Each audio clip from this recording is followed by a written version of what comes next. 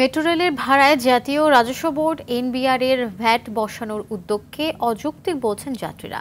বিষয়টি দ্রুত নিষ্পত্তি করতে প্রধানমন্ত্রীর হস্তক্ষেপ চেয়েছেন তারা।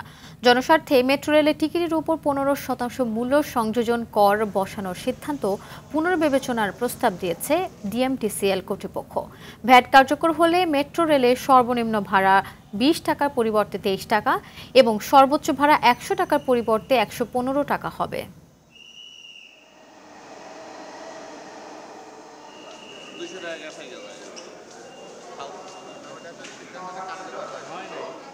যদি ভ্যাট ইম্পোজ করা হয় তাহলে জনরোষের মুখে পড়বে মেট্রো রেল কর্তৃপক্ষ, এবং আমি বলবো শেখ হাসিনার কাছে আমার আবেদন থাকবে এবং একই সাথে মেট্রো রেল কর্তৃপক্ষের কাছে এই ভ্যাটটি যেন ইম্পোজ করা না হয়। আরও সময় নিয়ে যদি এই ভ্যাট আরোপ করা হয় তাহলে এটা সবার জন্যই উপকার হবে। আমাদের দেশে যে এখন কর্মসংস্থানের অভাব, আসলে ছাত্রছাত্রীদের চলাফেরা করা ভাড়া বৃদ্ধি করলে অনেক কষ্ট হয়ে যায়। সব জিনিসের তো দাম বেড়ে গেছে, এটা ভাড়া না বাড়াইলে যাত্রীদের জন্য খুব ভালো হবে। এটা যাত্রীদের জন্য একটা কষ্টকর হবে।